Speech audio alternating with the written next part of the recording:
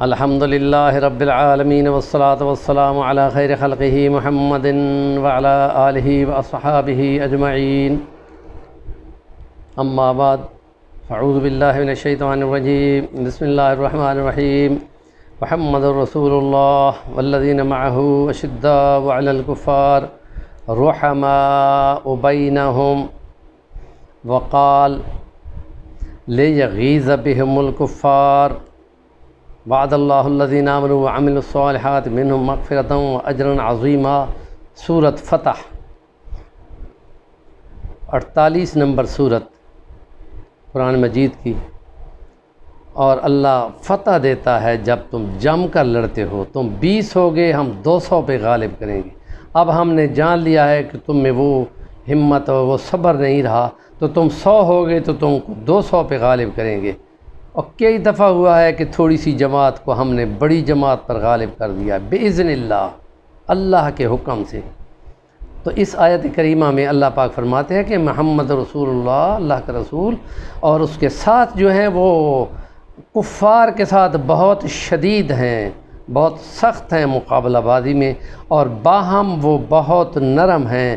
اس کو کسی شاعر نے کیا خوب انداز میں بیان کیا ہے، ہو حلقہ جاراں تو بریشم کی طرح نرم، رزم حق و باطل ہو تو فولاد ہے مومن۔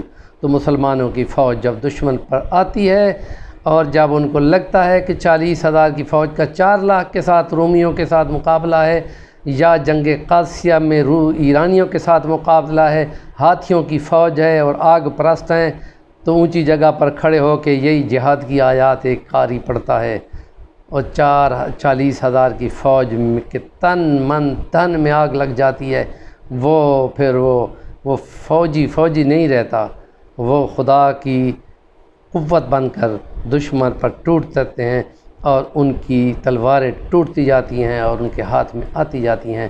تو یہ باہم محبت کی وجہ سے اللہ کے لیے وہ جب دشمن پہ لڑتے ہیں تو پھر ایک جان ہو جاتے ہیں، اور اگر وہ مقابلے میں کمزوری دکھاتے ہیں تو للکارتے ہیں ایک دوسرے کو۔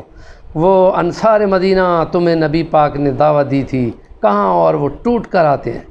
پھر اسی طرح اور جو کمزوری محسوس کرتا ہے دوسرے کسی گروہ کو آواز دیتا ہے۔ باہم مقابلے میں تعصبات کی جنگ کے لیے نبی نے فرمایا تھا، جس نے باہم تعصب کے لیے بلایا وہ ہمارا کچھ نہیں لگتا۔ ایمان کی بنیاد ہے یہ قوم، قبیلے، یہ رنگ، یہ نسلیں، یہ سب کچھ پہچان کے لیے ہیں، اور اللہ کے کلمے، اعلاء کلمت اللہ کے لیے جب وہ آتے ہیں تو جو بھی ہوں، چاہے وہ رومی ہو، چاہے ایرانی ہو، چاہے یورپی ہو، چاہے جس ملک کا بھی ہو، جس رنگ کا بھی ہو، جس زبان کا بھی ہو، پھر ایک ہی کمیونٹی ہوتی ہے، وہ اللہ کی فوج ہوتی ہے۔ مسلمان تاجر حضرت امیر المومنین عمر فاروق کو کہتے ہیں، امیر المومنین، رومیوں نے ہم پر 20% ٹیکس لگا دیا ہے۔ انہوں نے فرمایا انہوں نے ٹیکس لگایا تو ہم بھی ان کے مال پر 20% ٹیکس لگائیں گے۔ وہ باہم ایک دوسرے کے ساتھ مشورے میں رہتے ہیں، اور جب شورائیت ہوتی ہے تو کوئی حزب اختلاف، حزب اقتدار نہیں ہوتی، جو صائب رائے ہوتی ہے اس کو تسلیم کر دیا جاتا ہے۔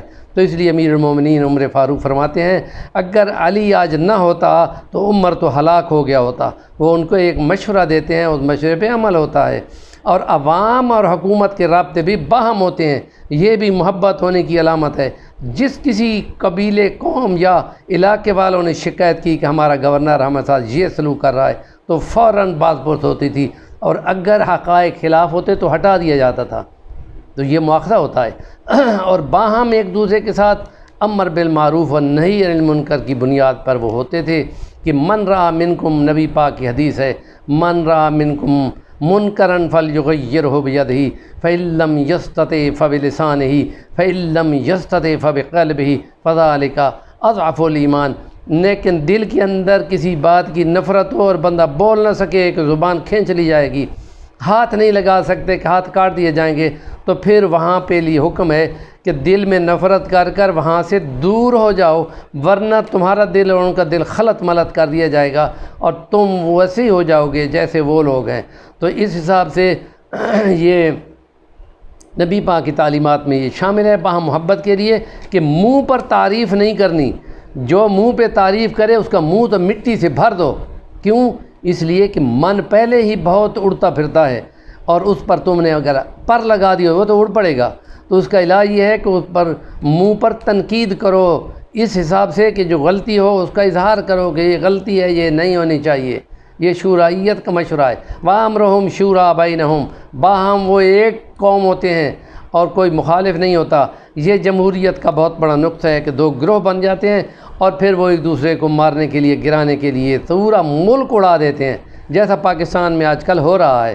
تو اس لیے حضرت امیر المومنین عمر فاروق نے فرمایا تھا، اے خالد بن ولید، تم نے اپنے ایک شاعر کی تعریف پر 80,000 درہم کیوں دے دیے؟ انہوں نے کہا کہ امیر المومنین میں نے اپنی جیب سے دیے۔ انہوں نے کہا کہ تم نے مسلمانوں کی فوج کا سپہ سالار ہو کر فضول خرچی کی ہے، ہم تم کو اس کی باز پرس میں تم کو معزول کرتے ہیں۔ انہوں نے کہا کہ تم بے شک معزول کر دو۔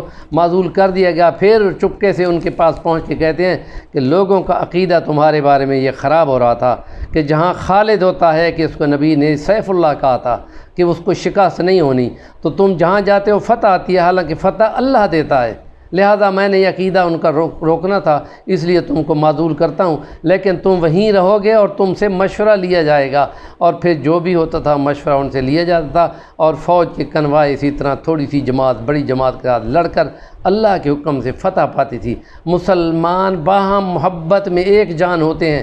نبی پاک کے یہ اصحاب اور اہل بیت باہم شیر و شکر تھے اور باہم رشتہ داریاں کرنے والے تھے، اور اس لیے اس بات کو یوں پھیلانا کہ وہ دو گروہ تھے، یہ اسلام کے خلاف ہے۔